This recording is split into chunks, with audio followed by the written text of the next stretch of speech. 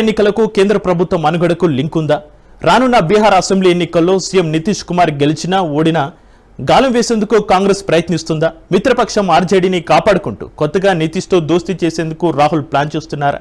కేంద్రంలో రెండు కూటములకు పెద్దన పాత్ర పోషిస్తున్న బీజేపీ, కాంగ్రెస్ పార్టీలు బీహారీలు చెప్పినట్లుగా నడుచుకోవాల్సిందేనా? బీహార్ కూటముల రాజకీయాలను పరిశీలిస్తే శాశ్వత మిత్రులు, శాశ్వత శత్రువులు ఉండరనేది నిజమే అనిపిస్తోంది.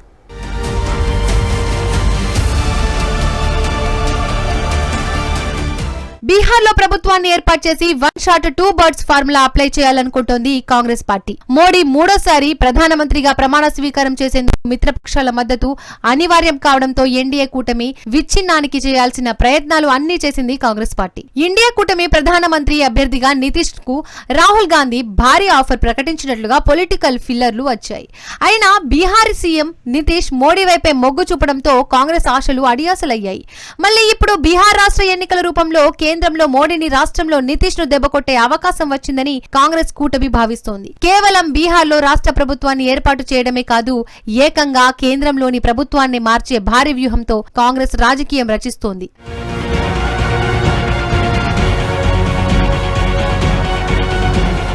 2005 నుండి సీఎం కుర్చీలో పాతుకుపోయిన నితీష్ కుమార్ సిద్ధాంతపరంగా అటు బీజేపీకి దగ్గర కాదు, అటు కాంగ్రెస్ కు దూరం కాదు. ముఖ్యమంత్రిగా ఉండేందుకు ఎవరితోనైనా జట్టు కట్టడం నితీష్ నైజం. కత్తికి రెండు వైపులా పదును ఉన్నట్లు నితీష్ ను ఇతర పార్టీలు వాడుకునే విధంగానే ఉంటుంది. పవర్ దూరమైతే నితీష్ తట్టుకోలేరనేది బీహార్ చరిత్ర చెబుతున్న నిజం. 9 సార్లు ముఖ్యమంత్రిగా ప్రమాణ స్వీకారం చేసిన నితీష్ కు 10ోసారి ప్రజామోదం ఉండదనేది కాంగ్రెస్, ఆర్జేడీల నమ్మకం. ఆర్జేడీ యువనేత తేజస్వి గత ఎన్నికల్లో లీడ్ చేసిన విధానం, సొంతంగా 74 సీట్లు, కూటమి పరంగా 110 సీట్లు సాధించి ప్రభుత్వ ఏర్పాటుకు దరిదాపుల్లోకి వచ్చారు. అయితే మరో 15 సీట్లు బీజేపీ కూటమి వైపు ఎక్కువగా ఉండడంతో నితీష్ ఎన్డీఏ కూటమి తరపున ప్రమాణం చేశారు. ఎన్నికల్లో ఒక కూటమితో జట్టు కట్టడం, మరో కూటమితో కలిసి ప్రభుత్వాలు ఏర్పాటు చేయడం నితీష్ కు ప్రతినిత్యం అలవాటేనని ఆయన చరిత్ర తవ్వితీస్తూ ఎండగట్టే ప్రయత్నం చేస్తోంది కాంగ్రెస్ కూటమి. ప్రజల్లో ఇంజెక్ట్ చేసే ప్రయత్నం చేస్తోంది కాంగ్రెస్, ఆర్జేడీ కూటమి. వృద్ధాప్యంలోకి వచ్చిన వికాస్ పురుష్ యుగం ముగిసినట్లేనని, యూత్ శకం మొదలైందని సభల్లో తేజస్వి గర్జిస్తున్నారు.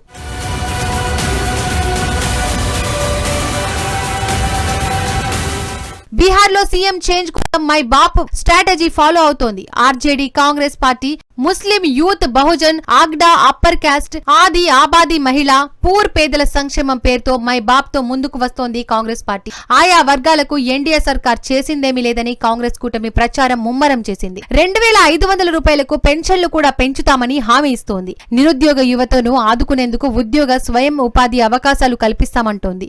అన్నిటికంటే అతి ముఖ్యమైన హామీ చట్టసభల్లో బీసీ, ఎస్సీ, ఎస్టీ, మైనారిటీలకు 65% రిజర్వేషన్లు పెంపు సామాజిక అస్త్రంగా వాడుకోవాలని చూస్తోంది ఇండియా కూటమి. పలు సర్వేల్లో తేజస్వి సీఎం అభ్యర్థిగా ముందుండడం, ఆ తర్వాతి పొజిషన్ లో ప్రశాంత్ కిషోర్ ఉండడం, 3వ స్థానంలో నితీష్ ఉండడం ఇండియా కూటమికి బలాన్ని ఇస్తోంది. ప్రభుత్వ వ్యతిరేకతను అనుకూలంగా మార్చుకునేందుకు కాంగ్రెస్ కూటమి యూత్, మహిళా ర్యాలీలతో ముందుకెళ్తోంది.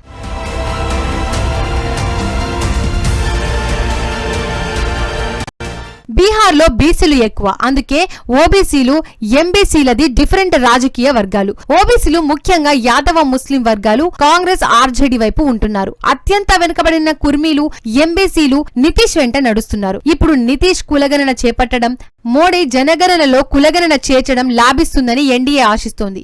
అయితే బీసీల కోసం యుద్ధం చేసిందే రాహుల్ అని, కులగణన, రిజర్వేషన్లు చేసేలా ఒత్తిడి చేసిందే ఆర్జేడీ అని ఇండియా కూటమి ఢంకా బజాయిస్తోంది. బీహార్లో మెజార్టీ వాటా అయిన బీసీల ఓటు పొందేందుకు కాంగ్రెస్ చేస్తున్న ప్రయత్నాలపై తేజస్వి సీఎం అయ్యేది ఆధారపడేది ఉంటుంది.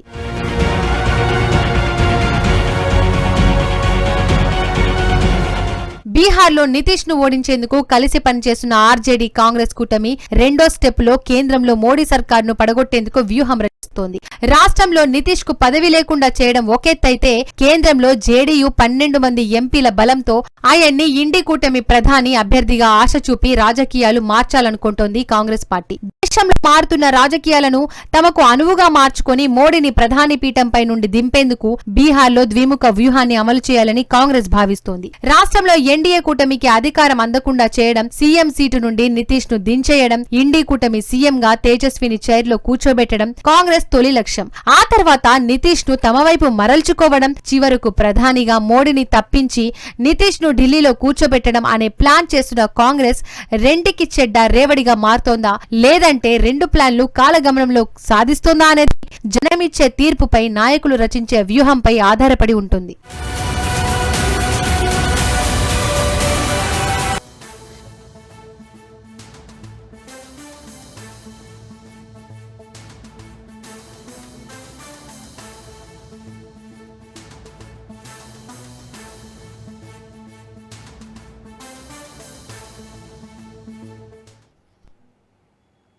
సిటీ బస్సు ఛార్జీల పెంపుపై బీఆర్ఎస్ ఎమ్మెల్యేలు నిరసన వ్యక్తం చేస్తున్నారు. ఈ సందర్భంగా నాంపల్లి నుంచి అసెంబ్లీ స్టాప్ వరకు ఆర్టీసీ బస్సులో ప్రయాణం చేశారు. బస్సులోని ప్రయాణికులతో ఎమ్మెల్యేలు సుధీర్ బాబు, ముఠా గోపాల్, కాలూరు వెంకటేష్ మాట్లాడారు. ఇటీవల సిటీ బస్సు ఛార్జీలు పెంచుతూ ప్రభుత్వ నిర్ణయం తీసుకోవడంతో బీఆర్ఎస్ నిరసనలు చేపట్టింది. మహిళలకు ఉచితంగా ఇచ్చి పురుషులపై భారం మోపుతున్నారని మండిపడ్డారు. కుటుంబాలపై ఆర్టీసీ భారం మోపిందని విమర్శించారు.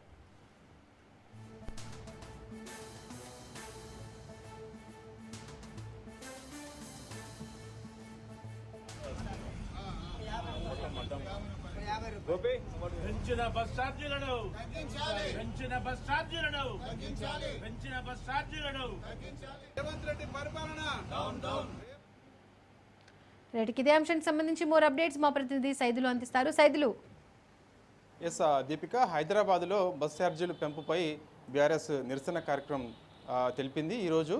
అయితే నాంపల్లి ఎగ్జిబిషన్ గ్రౌండ్ ముందు ఉన్నటువంటి బస్ స్టాప్ నుంచి అసెంబ్లీ ముందు గన్ పార్క్ వద్ద ఉన్నటువంటి బస్ స్టాప్ వరకు కూడా అక్కడ ఆర్టీసీ బస్సులు ఎక్కి బస్సు ఎక్కిన తర్వాత ప్రయాణికులతో మాట్లాడి వారి యొక్క సమస్యలను అడిగి తెలుసుకున్నారు. అయితే గ్రేటర్ హైదరాబాదు పరిధిలో ఇష్టానుసారంగా ప్రభుత్వం యొక్క ఆర్టీసీ బస్ ఛార్జీలు పెంచడం సరైనది కాదని తీవ్ర స్థాయిలో మండిపడ్డారు. ఎల్బీనగర్ ఎమ్మెల్యే సుధీర్ రెడ్డి, అదేవిధంగా ముషరాబాద్ ఎమ్మెల్యే ముఠా గోపాల్, అదేవిధంగా అంబర్పేట ఎమ్మెల్యే కాలేరు వెంకటేష్, వీళ్ళు ముగ్గురు కూడా నాంపల్లి ఎగ్జిబిషన్ గ్రౌండ్ ముందు ఉన్నటువంటి బస్ స్టాప్ వద్దకి ఈరోజు ఉదయం 7:30 వచ్చారు.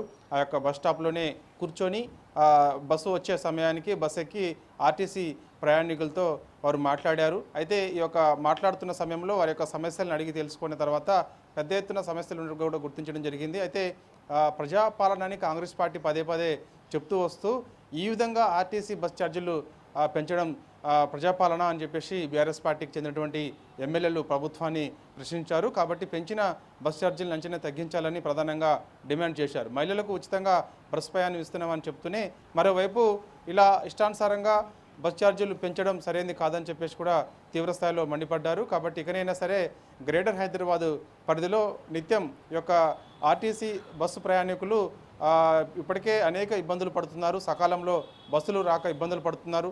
అదేవిధంగా రోడ్లు కూడా సరిగా లేవు. రోడ్లు మొత్తం కూడా గుంతలమయం. వర్షాకాలంలో పెద్ద ఎత్తున రోడ్లన్నీ కూడా గుంతలమయంగా మారాయి. దుమ్ము ధూళితో అనేక ఇబ్బందులు పడుతున్నారు. వర్షం వచ్చిన ప్రతిసారి కూడా గంటల తరబడి ట్రాఫిక్లోనే ఉండాల్సిన పరిస్థితి వస్తుంది. కాబట్టి ఎక్కడైనా సరే ఈ యొక్క ప్రయాణికుల యొక్క కష్టాలని గుర్తించి పెంచినటువంటి బస్ ఛార్జీలు ఏవైతే ఉన్నాయో అవి వెంటనే తగ్గించాలని ప్రభుత్వాన్ని ప్రధానంగా డిమాండ్ చేశారు. దానిలో భాగంగానే ఈ యొక్క ఆర్టీసీ బస్ ఎక్కి నిరసన తెలిపారు. రేవంత్ రెడ్డి డౌన్ డౌన్ అని చెప్పేసి నినాదాలు చేశారు. కాబట్టి అక్కడ ఉన్నటువంటి పురుషుల్ని ఆ యొక్క బస్సు ఆర్టీసీ బస్ ప్రయాణికుల్ని వారి యొక్క సమస్యల్ని పెద్ద ఎత్తున అడిగి తెలుసుకున్నారు. అయితే ఎల్బీ నగర్ నుంచి మనకి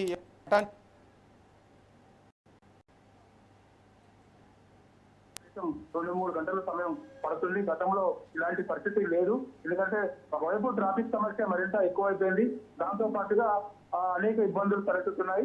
సకాలంలో బస్సులు కూడా బస్ స్టాప్ వద్దకి రావడం లేదని చెప్పేసి కూడా వారి యొక్క బాధని బీఆర్ఎస్ పార్టీ ఎమ్మెల్యేలకు చెప్పుకోవడం జరిగింది. కాబట్టి ఇప్పుడైనా సరే పెంచినటువంటి ఆర్టీసీ బస్ ఛార్జీలు వెంటనే తగ్గిస్తారని ప్రధానంగా బీఆర్ఎస్ పార్టీ డిమాండ్ చేసింది. దాని తర్వాత అక్కడ మన నాంపల్లి ఎగ్జిబిషన్ గ్రౌండ్ నుంచి ఈ యొక్క అసెంబ్లీ ముందున్నటువంటి గన్ పార్క్ బస్ స్టాప్ వరకు కూడా ఈ యొక్క బస్సులు ఆర్టీసీ బస్సులోనే బీఆర్ఎస్ పార్టీకి చెందినటువంటి ఎమ్మెల్యేలు ఎల్బీనగర్ ఎమ్మెల్యే సుధీర్ రెడ్డి, అదేవిధంగా ముషరాబాద్ ఎమ్మెల్యే ముఠా గోపాల్, అదేవిధంగా అంబర్పేట ఎమ్మెల్యే కాలేరు వెంకటేష్ దాదాపు 1 కిలోమీటర్ల మేర ఈ యొక్క ఆర్టీసీ బస్సులోనే ప్రయాణించి ప్రయాణికుల సమస్యలు అడిగి తెలుసుకొని అక్కడ గన్ పార్క్ వద్ద ఉన్నటువంటి బస్ స్టాప్ వద్ద దిగి అక్కడ మీడియాతో కూడా మాట్లాడారు. సో ప్రజా పాలన అని చెప్తున్నటువంటి కాంగ్రెస్ పార్టీ అనేక హామీలు ప్రజలకు ఇచ్చింది. కాంగ్రెస్ పార్టీ అధికారంలోకి వచ్చి 20 నెలలు కావస్తుంది. ఇంతవరకు ఒక ఇచ్చినటువంటి హామీలు నెరవేర్చకపోగా పైగా ఇష్టానుసారంగా ఇట్లా ఛార్జీలు పెంచుకొని బస్ ఛార్జీలు పెంచితే ప్రజలపైన విపరీతమైన భారం పడుతుందని చెప్పేసి కూడా తీవ్ర స్థాయిలో బీఆర్ఎస్ పార్టీ చేరినటువంటి ఎమ్మెల్యేలు మండిపడ్డారు. కాబట్టి ఇకనైనా సరే ప్రభుత్వం ప్రజాపాలన అని చెప్తుంది కాబట్టి ఒకవైపు ప్రజలకు ఇచ్చినటువంటి హామీలు, అదేవిధంగా రైతులు పడుతున్నటువంటి ఇబ్బందులు ఇవన్నీ కూడా గుర్తించక ఈ విధంగా బస్ ఛార్జీలు పెట్టడం సరైనది కాదని చెప్పేసి కూడా చెప్తున్నారు. కాబట్టి ఖచ్చితంగా రానున్న రోజులలో గ్రేటర్ హైదరాబాద్ పరిధిలో పెంచినటువంటి బస్ ఛార్జీని తగ్గించకపోతే మాత్రం ఖచ్చితంగా పెద్ద ఎత్తున నిరసన కార్యక్రమం చేస్తామని చెప్పేసి కూడా అన్నారు. ఎందుకంటే గ్రేటర్ హైదరాబాద్ పరిధిలో కాంగ్రెస్ పార్టీకి ఏ నియోజకవర్గంలో కూడా ఆదరణ లేకపోవడంతో ఈ విధంగా ప్రజలపైన భారం మోపుతుందని చెప్పేసి కూడా అన్నారు. ఒకవైపు రోడ్లైతే గుంతలమయం కావడం, అదేవిధంగా డ్రైనేజీలన్నీ లీక్ కావడం, సరిగా మొత్తం వాటర్ లాగింగ్ ప్లేస్లు ఎక్కువగా ఉండడం, వర్షం వచ్చిన పరిస్థితులు కూడా గ్రేటర్ హైదరాబాద్ పరిధిలో పడుతూ వస్తున్నారు. మరోవైపు ఫుట్పాత్ సమస్య మరీ ఎక్కువైపోయింది. కనీసం నడిచేందుకు కూడా వర్షాకాలంలో ప్రజలు నడిచేందుకు కూడా అనేక ఇబ్బందులు పడాల్సిన పరిస్థితి వస్తుంది. కానీ బయటికి అంటే వర్షం వస్తున్న ప్రతిసారి బయటికి వెళ్దామన్నా కూడా భయపడే పరిస్థితి, ఎక్కడ మ్యాన్హోల్స్ తెరుచుంటాయో, ఎక్కడ ప్రమాదం చోటు చేసుకుంటుందో అనేది కూడా ఉన్నది. కాబట్టి సో వాటిపైన దృష్టి పెట్టాలి. కానీ ఈ విధంగా ఇష్టానుసారంగా బస్సులు ఛార్జీలు పెంచడం సరైనది కాదని చెప్పేసి కూడా బీఆర్ఎస్ పార్టీ చెందినటువంటి ఎమ్మెల్యేలు తీవ్రస్థాయిలో ప్రభుత్వం పైన మండిపడడం జరిగింది. కాకపోతే గ్రేటర్ హైదరాబాద్లో అనేక సమస్యల్ని మేము పదే పదే ప్రభుత్వం దృష్టికి తీసుకొస్తున్నప్పటికీ కూడా పట్టించుకోవడం లేదు. అసెంబ్లీ సాక్షిగా అనేక సమస్యలను మేము లేవనెత్తాము. వాటిని పరిష్కరించే దిశగా అడుగులు వేయాలని చెప్పేసి కూడా మేము సూచనలు చేశాము. కానీ ప్రభుత్వం మాత్రం చాలా మొండిగా వ్యవహరిస్తుంది. గ్రేటర్ హైదరాబాద్ పరిధిలో ఉన్నటువంటి సమస్యలను పట్టించుకోకుండా ఇష్టానుసారంగా ఈ విధంగా ఆర్టీసీ ఛార్జీలు పెంచుకుంటూ పోవడం సరైనది కాదని చెప్పేసి కూడా తీవ్రస్థాయిలో మండిపడ్డారు బీఆర్ఎస్ పార్టీకి చెందినటువంటి ఎమ్మెల్యేలు. Right, thank you Saidulu.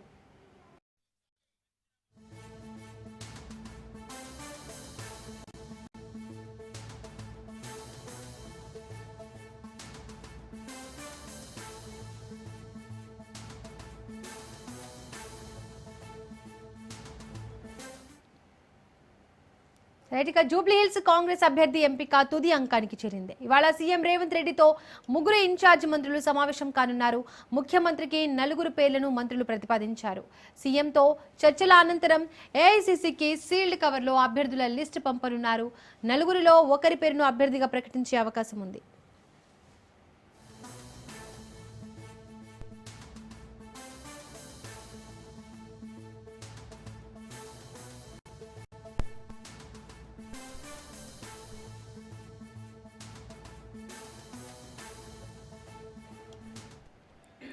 Jubilee hills Congress అభ్యర్థి ఎంపిక తుది అంకానికి చేరింది. ఇవాళ సీఎం రేవంత్ రెడ్డితో 3 ఇన్ఛార్జ్ మంత్రులు సమావేశం కానున్నారు. ముఖ్యమంత్రికి 4 పేర్లను ముఖ్య మంత్రులు ప్రతిపాదించారు. సీఎంతో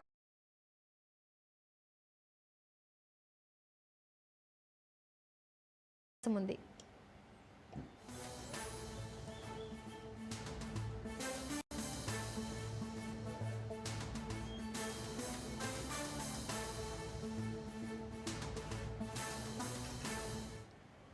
రైట్, ఇక ఇదే అంశానికి సంబంధించి మోర్ డీటెయిల్స్ మా బ్యూరో చీఫ్ రాజిరెడ్డి అందిస్తారు. రాజిరెడ్డి,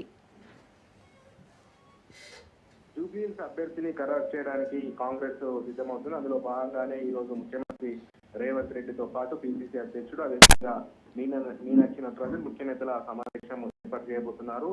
ఆ జూబ్లీ హిల్స్ అసెంబ్లీ స్థానం పైన కాంగ్రెస్ అత్యంత ప్రతిష్టాత్మకంగా తీసుకుంది. ఎందుకంటే అధికారంలో ఉన్నాం కాబట్టి ఖచ్చితంగా ఈ యొక్క స్థానాన్ని గెలవాలని కాంగ్రెస్ కృతనిశ్చయంతో ఉంది. అందులో భాగంగానే అభ్యర్థుల ప్రకటనను కూడా ఏ విధంగా చేయాలి, ఎట్లా చేయాలనే అంశం పైన ఈ రోజు చర్చించనున్నారు. ఇప్పటికే చాలా మంది అభ్యర్థులు పోటీ పడుతున్నారు. అయితే ఇప్పటికే పిసిసి అధ్యక్షుడు మహేష్ కుమార్ గౌడ్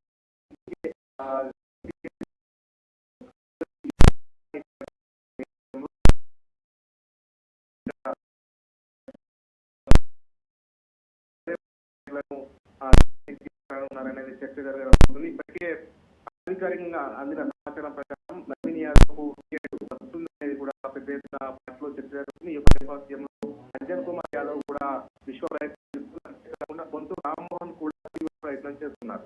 ముగ్గురిలో ఒకరికి టికెట్ వచ్చే అవకాశం ఉంది. ఎక్కువ అవకాశాలు నవీన్ కుమార్ యాదవ్కే ఉన్నాయనేది కూడా పెద్ద ఎత్తున చర్చ జరుగుతుంది. ఈ యొక్క నేపథ్యంలో భేటీ అత్యంత ప్రాధాన్యత సంతరించుకుంది. అంతేకాకుండా జూబ్లీహిల్స్ ఉప ఎన్నికల్లో పోటీ చేస్తున్నటువంటి కాంగ్రెస్ అధికారంలో ఉంది కాబట్టి ఏ రకంగా ప్రజల్లోకి వెళ్ళాలి, కాంగ్రెస్ ఇచ్చినటువంటి 6 గ్యారెంటీలను ఏ రకంగా అమలు చేశాం, అంతేకాకుండా అభివృద్ధి ఏ రకంగా చేస్తున్న అంశాలపైన పెద్ద ఎత్తున ప్రజల్లోకి తీసుకెళ్లి, అంతేకాకుండా అధికారంలో కాంగ్రెస్ ఉంది కాబట్టి కాంగ్రెస్ అభ్యర్థి గెలిపే జూబ్లీహిల్స్ నియోజకవర్గం పెద్ద ఎత్తున అభివృద్ధి జరుగుతుందనే అంశాన్ని పెద్ద ఎత్తున ప్రజల్లోకి తీసుకెళ్లి ఎన్నికల్లో ఘన విజయం సాధించాలని కాంగ్రెస్ పట్టుదలతో ఉంది. అందులో భాగంగా ఎవరైతే అభ్యర్థి అయితే బాగుంటుంది, ఎవరైతే ప్రజల్లో మన్నలు పొందగలుగుతారు అనే అంశం కూడా చర్చించే అవకాశాలు ఉన్నాయి. ఇప్పటికే సర్వేలు కూడా కాంగ్రెస్ పార్టీ చేసింది.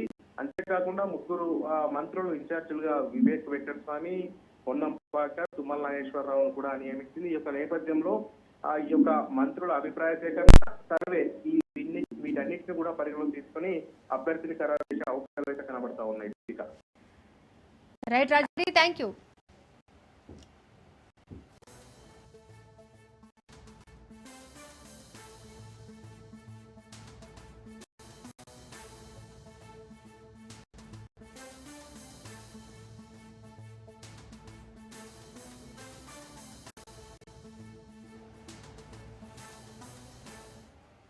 నేడు కాళేశ్వరం కమిషన్ నివేదికపై హైకోర్టులో విచారణ జరగనుంది. కమిషన్ నివేదిక కొట్టివేయాలని 4 పిటిషన్లు దాఖలయ్యాయి.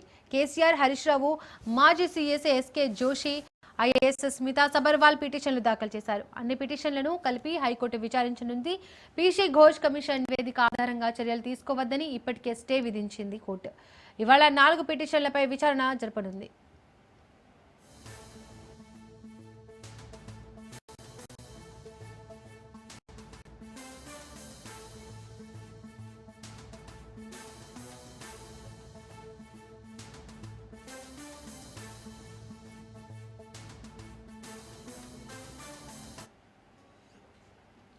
నేడు కాళేశ్వరం కమిషన్ నివేదికపై హైకోర్టులో విచారణ జరగనుంది. కమిషన్ నివేదిక కొట్టివేయాలని 4 పిటిషన్లు దాఖలయ్యాయి. కేసీఆర్, హరీష్ రావు, మాజీ సీఎస్ ఎస్కే జోషి, ఐఏఎస్ స్మితా సబర్వాల్ పిటిషన్లు దాఖలు చేశారు. అన్ని పిటిషన్లను కలిపి హైకోర్టు విచారించనుంది. పీసీ ఘోష్ కమిషన్ నివేదిక ఆధారంగా చర్యలు తీసుకోవద్దని ఇప్పటికే స్టే విధించింది కోర్టు. ఇవాళ 4 పిటిషన్లపై విచారణ జరపనుంది.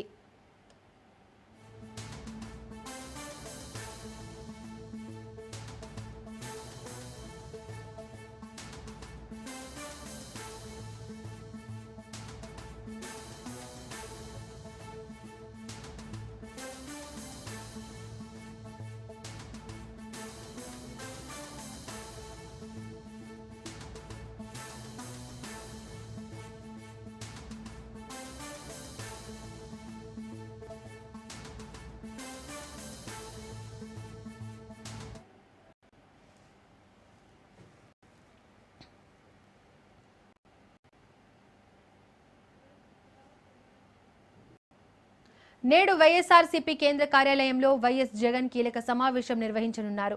పార్టీ రీజనల్ కోఆర్డినేటర్లు, జిల్లా అధ్యక్షులు, పార్లమెంటు నియోజకవర్గ పరిశీలకులతో జగన్ సమావేశం కానున్నారు.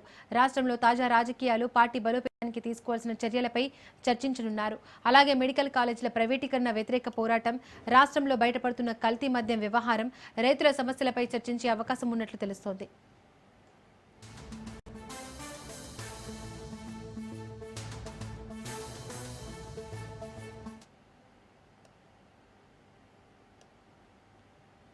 నేడు వైఎస్ఆర్సీపీ కేంద్ర కార్యాలయంలో వైఎస్ జగన్ కీలక సమావేశం నిర్వహించనున్నారు. పార్టీ రీజనల్ కోఆర్డినేటర్లు, జిల్లా అధ్యక్షులు, పార్లమెంటు నియోజకవర్గ పరిశీలకులతో జగన్ సమావేశం కానున్నారు. రాష్ట్రంలో తాజా రాజకీయాలు, పార్టీ బలోపేతానికి తీసుకోవాల్సిన చర్యలపై చర్చించనున్నారు. అలాగే మెడికల్ కాలేజీల ప్రైవేటీకరణ వ్యతిరేక పోరాటం, రాష్ట్రంలో బయటపడుతున్న కల్తీ మద్యం వ్యవహారం, రైతుల సమస్యలపై చర్చించే అవకాశం ఉన్నట్లు తెలుస్తోంది.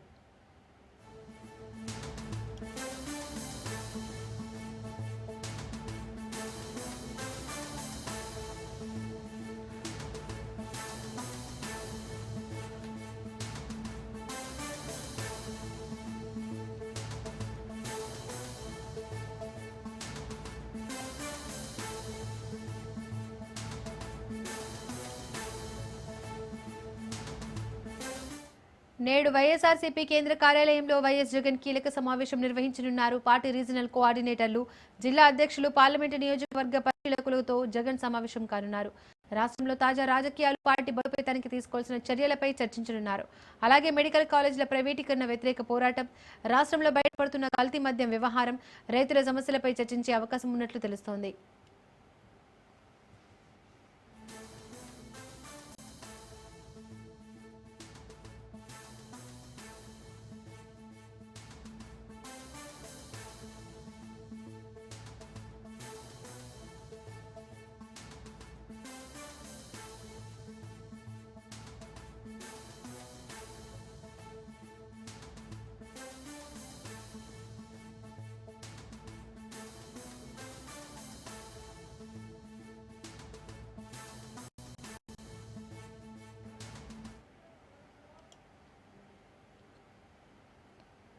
ఏపీ సీఎంగా వైఎస్ జగన్మోహన్ రెడ్డిని చూసే వరకు వైసీపీ కార్యకర్తలు సైనికుల్లా పనిచేయాలని పిఠాపురం నియోజకవర్గ వైసీపీ ఇన్ఛార్జ్ వంగ గీత పేర్కొన్నారు.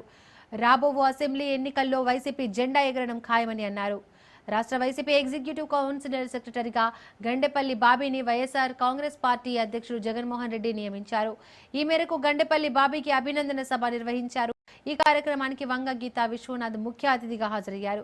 ఈ సందర్భంగా గండేపల్లి బాబీ మాట్లాడుతూ తనపై ఉన్న నమ్మకంతో బాధ్యతలు అప్పగించిన మాజీ ముఖ్యమంత్రి జగన్మోహన్ రెడ్డికి వంగ గీతకు ప్రత్యేక ధన్యవాదాలు తెలియజేశారు.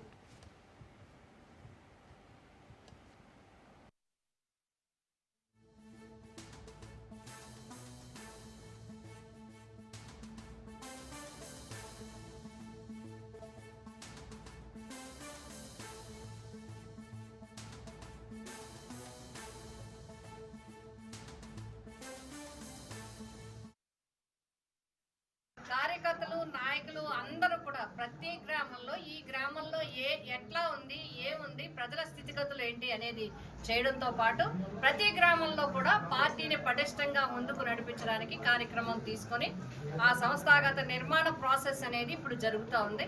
ఇక్కడ స్టేట్ కమిటీ నుంచి ఈరోజు స్టేట్ ఎగ్జిక్యూటివ్ కౌన్సిల్లో పిఠాపురం నియోజకవర్గం నుంచి మరి సీనియర్ నాయకులు, కాంగ్రెస్ పార్టీ నుంచి కూడా ఈ పార్టీకి ఎంతో చేయటం మాత్రమే కాకుండా పాదయాత్ర, ఓదార్పు యాత్ర దగ్గర నుంచి కూడా వైఎస్ఆర్ కుటుంబంతో, అదేవిధంగా జగన్మోహన్ రెడ్డి గారి మీద అభిమానంతో, పార్టీ మీద గౌరవంతో బాబీ గారు ఉన్నారు. వారికి స్టేట్ ఎగ్జిక్యూటివ్ కౌన్సిల్లో మెంబర్గా ఇచ్చినందుకు పిఠాపురం నియోజకవర్గం నుంచి వారికి హృదయపూర్వక అభినందనలు ఈ రోజు నియోజకవర్గంలో అందరూ వచ్చి మరి అభినందనలు తెలియజేయడం జరిగింది. వైఎస్ఆర్ కాంగ్రెస్ పార్టీ పిఠాపురం నియోజకవర్గ ఇన్ఛార్జ్, మాజీ పార్లమెంట్ సభ్యులైనటువంటి శ్రీమతి వంగ గీతా విశ్వనాథ్ గారి సహకారంతో జగన్మోహన్ రెడ్డి గారు నా సేవలను గుర్తించి పార్టీకి సుదీర్ఘకాలంగా పార్టీ ఆవిర్భావం నుంచి పార్టీ పట్ల నిబద్ధతతో నేను పనిచేసిన తీరుకు నన్ను ఈరోజు గుర్తించి నూతనంగా ఏర్పాటైన స్టేట్ ఎగ్జిక్యూటివ్ కౌన్సిల్, ఇదివరలో పార్టీ ఏర్పాటైనప్పటి నుంచి ఏనాడు కూడా స్టేట్ ఎగ్జిక్యూటివ్ కౌన్సిల్ అనేది లేదు. ఇందులో ఉన్న వాళ్ళందరూ కూడా పార్టీకి నిస్వార్థంగా సేవలు చేస్తున్న సీనియర్ నాయకులను గుర్తించి ఇందులో నియమించడం, వీరిని జగన్మోహన్ రెడ్డి గారితో అప్పుడప్పుడు సమావేశాలు ఏర్పాటు చేసి వీరి అభిప్రాయాలు తెలుసుకుంటూ దాని ప్రకారం పార్టీని నడపాలనే నిర్ణయానికి ఈరోజు పార్టీ రావడం చాలా సంతోషదాయకం. హిందువుల మనోభావాలు దెబ్బతీసే విధంగా మాజీ టీటీడీ చైర్మన్ భూమన కరుణాకర్ రెడ్డి వ్యాఖ్యలు చేయడం బాధాకరమని పాలక మండలి సభ్యులు భానుప్రకాష్ రెడ్డి మండిపడ్డారు. తిరుమల శ్రీవారిని దర్శించుకున్న ఆయన కోట్లాది మంది హిందువుల ఆరాధ్య దైవం శ్రీ వెంకటేశ్వర స్వామిపై ఉద్దేశపూర్వకంగా తప్పులు చూపడం సరైంది కాదన్నారు. గతంలో కరుణాకర్ రెడ్డి హయాంలో పరివట్టం కట్టారు. స్వామివారి వస్త్రం కప్పి టీటీడీ నియమాలను ఉల్లంఘించారని, రంగనాయకుల మండపంలో జయ విజయాల దగ్గర జరగాల్సిన కార్యక్రమాలన్నీ వెంకయ్య చౌదరి ఇంటి వద్ద ఎందుకు నిర్వహించారో ప్రజలకు చెప్పాలని ప్రశ్నించారు. విషయ పరిజ్ఞానం లేకుండా మాట్లాడడం లేదా ఉద్దేశపూర్వకంగా తప్పుడు వ్యాఖ్యలు చేయడం మంచిది కాదని హెచ్చరించారు. మంది హిందువులకు ఆరాధ్య దైవమైనటువంటి వెంకటేశ్వర స్వామి క్షేత్రం పట్ల, తిరుమల క్షేత్రం పట్ల ఆచార వ్యవహారాల్లో తప్పులు జరుగుతున్నాయి అని చెప్పి ఉద్దేశపూర్వకంగా నిన్న మాజీ ధర్మకర్తల మండలి అధ్యక్షులు కరుణాకర్ రెడ్డి గారు మాట్లాడడం మంచిది కాదు. వారు హయాంలో గతంలో ఏం జరిగింది, పరివెట్టం కట్టారు, స్వామివారి వస్త్రం కప్పి టీటీడీ నియమ నిబంధనల్ని తొంగలో తొక్కారు, రంగనాథ మండపంలో చేయాల్సినటువంటి పనులు, జయవిజయులు జరగవలసినటువంటి కార్యక్రమాలు వెంకయ్య చౌదరి గారి నివాసం దగ్గర ఎందుకు చేశారని చెప్పి ప్రశ్నించినటువంటి కరుణాకర్ రెడ్డి గారు, ధర్మారెడ్డి గారి కుమారుడు చనిపోయినప్పుడు మీరు అక్కడ ఉండడం వాస్తవం కాదా? గతంలో ఇక్కడ పనిచేసినటువంటి ఐవీఆర్ కృష్ణారావు గారు, అలాగే శ్రీనివాసరావు గారు, ఇక్కడ శేషాద్రి స్వామి గారు, అలాగే చాలామంది ఇక్కడ ఉన్నటువంటి అర్చక స్వాములు దహనక్రియలకు జరిగిన తర్వాత 14 రోజుల తర్వాత ఇక్కడ సాంప్రదాయం ఉంది. అక్కడికి వెళ్ళి పరివెట్టం కట్టి ఆశీర్వదించే సాంప్రదాయం ఉంది. అన్నీ తెలిసి కూడా మీరు ఉద్దేశపూర్వకంగా ఎందుకు మాట్లాడుతున్నారో ఇది మంచిది కాదు. నేను గమనిస్తున్నాను, గత కొన్ని నెలలుగా శ్రీవారి ప్రతిష్టత, తిరుమల పవిత్రత దిగజార్చే విధంగా మీరు మాట్లాడుతూ చైర్మన్ గారి మీద, టీటీడీ మీద నిందలు వేస్తున్నారు. ఇది మంచిది కాదు కరుణాకర్ రెడ్డి గారు. శ్రీ సత్యసాయి జిల్లా హాంద్రినివా కృష్ణా జలాల హారతి కార్యక్రమం జరిగింది. ఈ కార్యక్రమంలో ఎమ్మెల్యే ఎంఎస్ రాజు పాల్గొని ఆనందంతో కేరింతలు కొట్టారు. గొల్లపల్లి రిజర్వాయర్ నుండి మడకశిర బ్రాంచ్ కెనాల్ ద్వారా కృష్ణా జలాలను మనూరు చెరువుకి జలహారతి కార్యక్రమాన్ని నిర్వహించారు.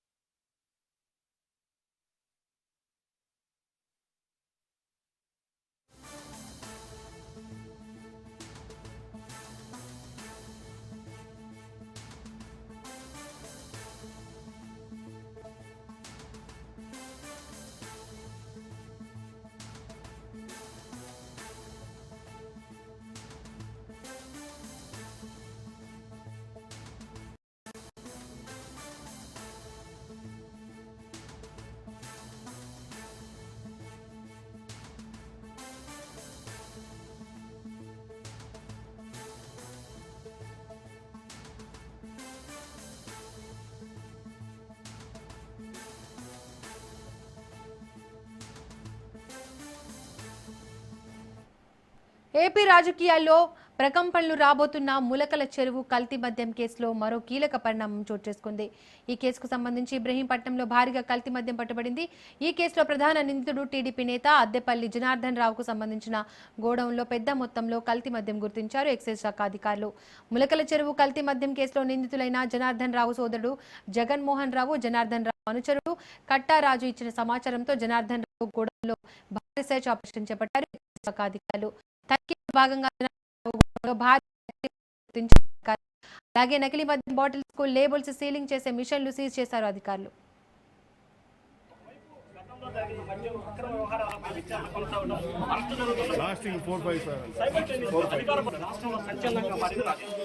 అందులో బట్టం సరిగ్గా ఇంకోటి బట్టం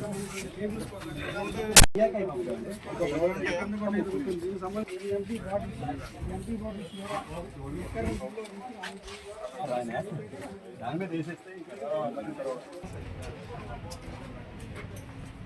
అక్కడ ఎక్కడ దింపాలనేది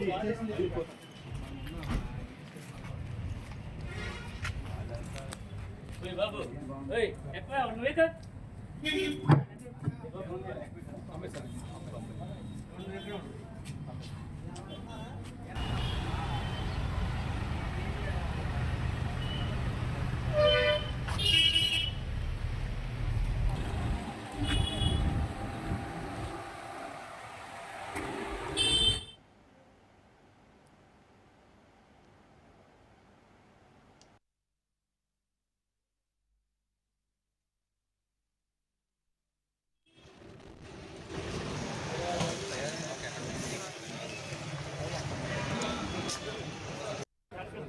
ఒకవైపు గతంలో జరిగిన మద్యం అక్రమ వ్యవహారాలపై విచారణ కొనసాగడం, అరెస్టు జరుగుతున్న సైమల్టేనియస్ అధికార రాష్ట్రంలో సంచలనంగా మారింది. అందులో బట్టం సరిగ్గా మొత్తం 35 లీటర్ల కెపాసిటీ కలిగిన 95 క్యాన్లు సీజ్ చేసిన అధికారులు హోలోగ్రామ్ స్టిక్కర్లు, 100 కొద్ది ఖాళీ బాటిల్స్ సీజ్ చేశారు. కేరళ మాట ఓఎస్డీ బ్రాండ్లకు చెందిన స్టిక్కర్లు స్వాధీనం చేసుకున్నారు. నిందితులు గోడౌన్లో స్పిరిట్, కారిమిల్ను మిక్స్ చేసి నకిలీ మద్యం తయారు చేసినట్లు అధికారులు గుర్తించారు. ఈ కేసులో ఆరోపణలు ఎదుర్కొంటున్న టీడీపీ నేతలపై సీఎం చంద్రబాబు ఇప్పటికే వేటు వేశారు. అయితే తనకెలాంటి సంబంధం లేదంటున్నారు అద్దెపల్లి జనార్దన్ రావు. త్వరలోనే ఇండియాకు వచ్చి అన్ని విషయాలను వెల్లడిస్తానన్నారు జనార్దన్ రావు.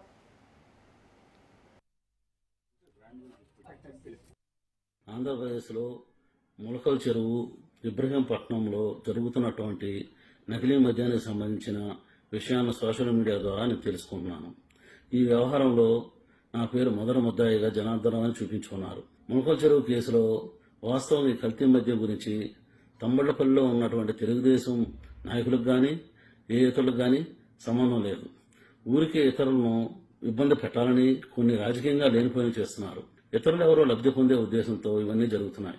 దయచేసి నా అనారోగ్య సమస్యలతో నేను విదేశాల్లో ఉన్నాను. ఆరోగ్య సమస్యలను చూపించుకొని ఇండియాకు వస్తూనే ఇందులో జరుగుతున్నటువంటి కుట్రలన్నింటినీ నేను పోలీసు వారికి సహకరిస్తూ, ఎక్సైజ్ వారికి సహకరిస్తూ, ప్రభుత్వ వారికి సహకరించి జరుగుతున్నటువంటి పరిణామాలు విషయాలన్నీ మీకు తెలపగలని ప్రతి ఒక్కరికి పత్రికాముఖంగా నమస్కరిస్తూ వినియోగించుకుంటున్నాను. ఆంధ్రప్రదేశ్లో ములకల చెరువు ఇబ్రహీంపట్నంలో జరుగుతున్నటువంటి నకిలీ మద్యానికి సంబంధించిన విషయాలను సోషల్ మీడియా ద్వారా నేను తెలుసుకుంటున్నాను. ఈ వ్యవహారంలో నా పేరు మొదటి ముద్దాయిగా జనార్దన్ అని చూపించుకున్నారు. ములకల చెరువు కేసులో వాస్తవం ఈ కల్తీ మద్యం గురించి తంబళ్లపల్లిలో ఉన్నటువంటి తెలుగుదేశం నాయకులకు కానీ ఏ ఇతరులకు కానీ సంబంధం లేదు. ఊరికే ఇతరులను ఇబ్బంది పెట్టాలని కొన్ని రాజకీయంగా లేనిపోయిన చేస్తున్నారు. ఇతరులు ఎవరో లబ్ధి పొందే ఉద్దేశంతో ఇవన్నీ జరుగుతున్నాయి. దయచేసి నా అనారోగ్య సమస్యలతో నేను విదేశాల్లో ఉన్నాను. ఆరోగ్య సమస్యలను చూపించుకొని ఇండియాకు వస్తూనే ఇందులో జరుగుతున్నటువంటి కుట్రలన్నింటినీ నేను పోలీసు వారికి సహకరిస్తూ, ఎక్సైజ్ వారికి సహకరిస్తూ, ప్రభుత్వ వారికి సహకరించి జరుగుతున్నటువంటి పరిణామాలు విషయాలన్నీ మీకు తెలపగలని ప్రతి ఒక్కరికి పత్రికాముఖంగా నమస్కరిస్తూ వినియోగించుకుంటున్నాను. బీహార్ ఎన్నిక నగారా మోగడంతో అందరి దృష్టి ఇండియా కూటమిపై పడింది. ఎలక్షన్లకు ముందే ఇండియా కూటమి భవితవ్యం తేలిపోనుందా? Rahul versus Tejashwi internal war peak stage కి చేరిందా? ముఖ్యమంత్రి అభ్యర్థిగా తేజస్వి యాదవ్ ను కాంగ్రెస్ అగ్రనేత ఎందుకు ఒప్పుకోవడం లేదు? తేజస్వి యాదవ్ కాంగ్రెస్ పార్టీని చీపురు పుల్లగా చూస్తున్నారని రాహుల్ నొచ్చుకుంటున్నారా? రెండు పార్టీల మధ్య సీట్ల షేరింగ్ సీఎం క్యాండిడేట్ తేలకుంటే కాంగ్రెస్ ఆర్జేడీ ఒంటరిగా పోటీ చేశాయా? రాహుల్ గాంధీ చేపట్టిన యాత్రతో ఏం సాధించారు? ఇండియా కూటమి కలిగిన ప్రయోజనం ఏంటి? 13 కోట్లకు పైగా జనాభాతో 243 స్థానాలున్న రాష్ట్రంలో ఈసారి కూడా రాజకీయాలు ఎప్పటిలాగే కుల సమీకరణాల చుట్టే తిరుగుతున్నాయి. రాబోయే బీహార్ అసెంబ్లీ ఎన్నికలు అన్ని పార్టీలకు కురుక్షేత్రంగా మారాయి. మరోవైపు బీహార్లో అసెంబ్లీ ఎన్నికల ముందు ఓటరు జాబితా సమగ్ర సవరణ ప్రక్రియ చేపట్టడాన్ని వ్యతిరేకిస్తూ కాంగ్రెస్ అగ్రనేత రాహుల్ గాంధీ చేపట్టిన ఓటర్ అధికార్ యాత్ర కాంగ్రెస్ పార్టీకి ఎంతవరకు లాభం చేకూరుస్తుందనే చర్చ నడుస్తోంది. ఆగస్టు 17 నుంచి సెప్టెంబర్ 1 వరకు రాహుల్ యాత్ర సాగింది. ఎస్ఐఆర్ ప్రక్రియ ద్వారా చాలా తక్కువ సమయంలోనే 65 లక్షల మంది పేర్లను ఓటర్ల జాబితా నుంచి తొలగించారని తన యాత్రలో పెద్ద ఎత్తున చెప్పారు. హడావుడిగా సరిగ్గా అసెంబ్లీ ఎన్నికలకు ముందే ఎస్ఐఆర్ను నిర్వహించి లక్షలాది మంది ఓట్లను తొలగించాల్సిన అవసరం ఏం వచ్చిందని ఆయన గట్టిగా ప్రశ్నించారు. ఎందుకు తాము ఓటును కోల్పోయామో ప్రజలు తెలుసుకోలేకపోతున్నారని అన్నారు. ఇంటింటి వెరిఫికేషన్ చేయకుండానే ఓటర్ల పేర్లను జాబితాల నుంచి తొలగించారని ఆరోపించారు. ఇలాంటి అంశాలను తన యాత్రలో రాహుల్ గాంధీ హైలైట్ చేశారు. ఈవీఎంల పనితీరు గాడి తప్పడం, ఓట్ల చోరీ వల్లే ఇండియా కూటమి వరుసగా ఎన్నికల్లో ఓడిపోతోందని ఆయన సంచలన ఆరోపణలు చేశారు. దీంతో ప్రత్యేకించి పెద్ద సంఖ్యలో ఓట్లను కోల్పోయిన కుటుంబాలు రాహుల్ వ్యాఖ్యలతో కనెక్ట్ అయ్యారని కాంగ్రెస్ నేతలు చెప్పుకుంటున్నారు. ఈ నేపథ్యంలో మొత్తానికి రాహుల్ బీహార్ పైనే మరింత దృష్టి సారిస్తారా అనే దానిపై రాజకీయ వర్గాల్లో చర్చ జరుగుతోంది. అయితే రాహుల్ యాత్రతో బీహార్ కాంగ్రెస్ రూపురేఖలు మారుతాయని అనుకోవడం అతిశయోక్తి అవుతుందని విశ్లేషకులు భావిస్తున్నారు. ఏది ఏమైనా రాహుల్ యాత్ర ఓటు బ్యాంకును సాధించి పెడుతుందా లేదా అనేది తెలియాలంటే ఎన్నికల వరకు ఆగాల్సిందే. మరోవైపు బీహార్లో కాంగ్రెస్ నేతృత్వంలోని మహాగఠ్ బంధన్ కూటమిలో గందరగోళం నెలకొంది. అసెంబ్లీ ఎన్నికల్లో రాష్ట్రంలోని అన్ని స్థానాల్లో ఆర్జేడీ పోటీ చేస్తుందని ఆ పార్టీ నేత తేజస్వి యాదవ్ ప్రకటించడం రాజకీయ దుమారాన్ని లేపుతోంది. ముజఫర్పూర్ కాంతిలో జరిగిన బహిరంగ సభలో బీహార్లోని 243 స్థానాల్లో తమ పార్టీ పోటీ చేస్తుందన్నారు తేజస్వి. అన్ని స్థానాల్లో తన ముఖం చూసి ఓటు వేయాలని ప్రజలకు విజ్ఞప్తి చేశారు. ప్రస్తుత ప్రభుత్వాన్ని దించేందుకు అంతా కలిసి పనిచేద్దామని పిలుపునిచ్చారు. అయితే కాంగ్రెస్ ఆర్జేడీ నేతృత్వంలోని మహాగఠ్ బంధన్ కూటమిలో ఇటీవల జార్ఖండ్ ముక్తి మోర్చా పశుపతి పరాత్ ఆధ్వర్యంలోని లోక్ జనశక్తి పార్టీ చేరాయి. దీంతో సీట్ల పంపకం సంక్లిష్టంగా మారింది. తమ పార్టీ బలం పుంజుకుందని రాష్ట్ర కాంగ్రెస్ భావిస్తున్న నేపథ్యంలో తాము అన్ని స్థానాల్లో పోటీ చేస్తామని తేజస్వి ప్రకటించడం కూటమిలో గందరగోళాన్ని సృష్టించింది. రాష్ట్రంలో రాహుల్ పర్యటనతో కాంగ్రెస్ క్యాడర్ యాక్టివేట్ అయిందని భావిస్తున్న హస్తం నేతలు కనీస సంఖ్యలో సీట్లను డిమాండ్ చేయాలనుకునే తరుణంలో తేజస్వి ప్రకటన షాక్ ఇచ్చినట్లయింది. మరోవైపు స్థానికంగా ఉపాధి అవకాశాలు లేకపోవడంతో బీహార్ యువత దేశవ్యాప్తంగా పలు రాష్ట్రాల్లో వలస కూలీలుగా పనిచేస్తున్నారు. ఈ నేపథ్యంలో 10 లక్షల ఉద్యోగాలు కల్పిస్తామని తేజస్వి యాదవ్ ఇస్తున్న హామీలపై యువతలో చర్చ ప్రారంభమైంది. అదే సమయంలో ఇంత భారీగా ఉద్యోగాలు సాధ్యమేనా అనే సందేహాలు కూడా ఉన్నాయి.